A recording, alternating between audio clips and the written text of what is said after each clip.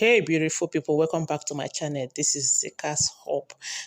Thank you for being there. Thank you for subscribing, and thank you for the visiting one. If you're new to this page, kindly subscribe to my page and put on your notification bell to always get notified when I post a new video.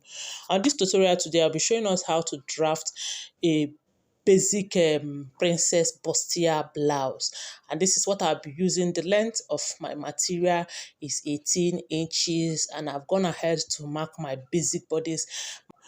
That is the chest line, my bust line, then my under bust line, and then my waist line. My shoulder to chest is 9 inches. Then my shoulder to bust is 11 inches. My shoulder to under bust is 14 inches. And then my shoulder to waist is 17 inches. I'll go ahead and impute my bust point. My bust point is 8 inches. How did I get it? 36 inches is my bust circumference. 36 divided by 4 minus 1 will give me 8. And 8 divided by 2 will give me 4. I'll go ahead and mark 4 on the bust line, then under bust, and then waistline. I'll use my ruler to connect, as you can see me doing. From the bust line, I'll come down by 1 inch. On my waistline where I marked my bust point, I will go out by 0.5 on my waistline, on my bust line, and then I will also, by the other left hand side, I will come in by 1.5 inches, as you can see me do on my waistline, on my bust line. Then I will go ahead and use my ruler and connect the points. I will go ahead and use my French curve to connect from the under bust to the bust point where I came down by 1 inches, as you can see me do on the video.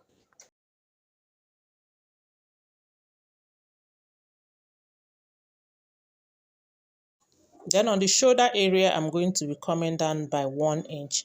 Then I will use my ruler to connect it to join my neckline, as I am doing. After that, I will go ahead and look for the midpoint.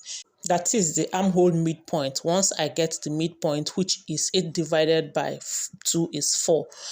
From the midpoint that I have identified, I will use my French curve to connect it down to my bust point. Just watch me as I do so. Before going ahead to do so, I will come up by 1 inch from my bust point. That is where I'll be connecting my shoulder to, and stop on the bust point where I came up by 1 inch.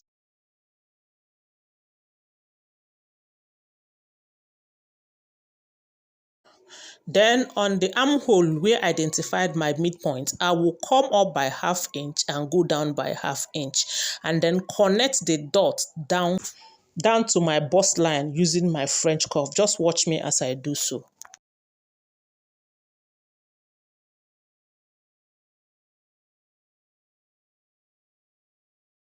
Being that we have altered our armhole, I will go ahead and go out from the armhole line by 1 inch. And once I go out by 1 inch, I'll go to my chest line, mark the circumference of my bust, which is 36 divided by 4, 9. Then I'll mark it, then and add 1 to it, making it 10. Once I mark that 10, I will connect from the one I went out from the armhole to the shoulder to form a new armhole.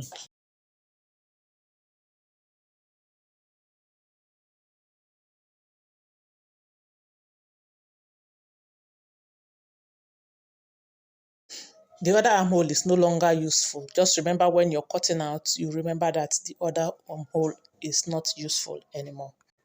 Then I'll go ahead and put in my measurements. On my bust line, I will put in my bust circumference measurement, which is 36 divided by 4 will give me 9. I will mark 9, then, and also add 1 inch to join the dart.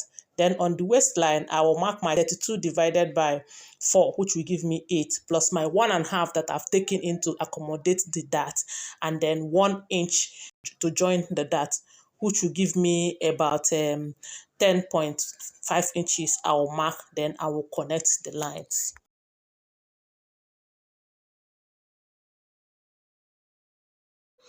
After this, I will mark my desired neckline. The width of my neckline, I will be taking 3, and then the depth, I will be marking 4.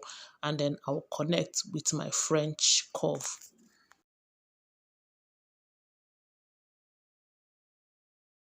This is all for the front block. I'll go ahead and cut it out.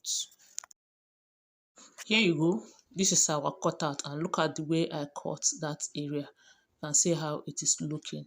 Then we'll go ahead and cut the basic, as in the back of the blouse, and it's going to be a straightforward one.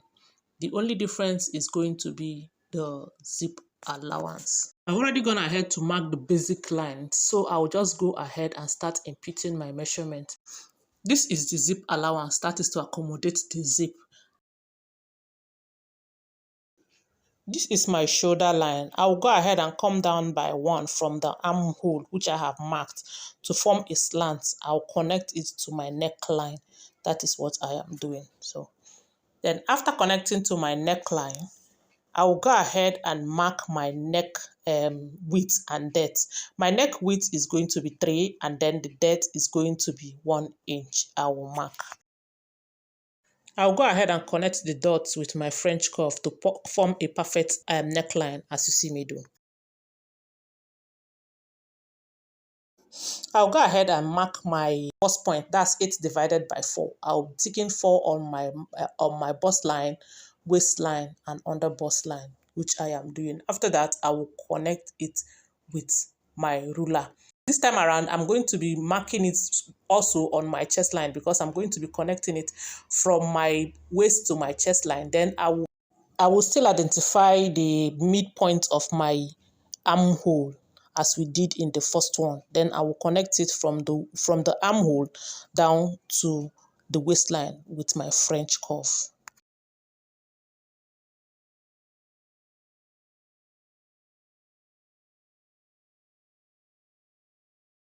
Here you go. That is how straightforward it is for the back bodies. So I will go ahead now and mark my armhole. But before I do that, I will impute my bust circumference, which is 9, plus 1 inch, that will make it 10. I will mark it on the bust point, and then mark it on the shoulder, on the chest line.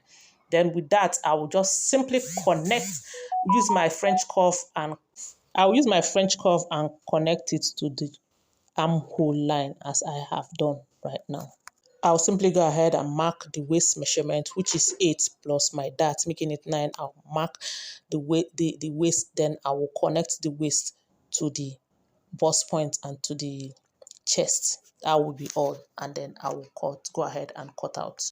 Before I cut out, I'll be doing one thing. You find out that when most people finish sewing their blouse, it bulges out at the back. So on the waistline, my zip allowance, I'll be coming in by half an inch, and that half an inch, I will make a slant line connecting it down to my bust line. Then just a slant line. The way I am doing, I will use my ruler and connect that half inch I have gone in with to my bust line.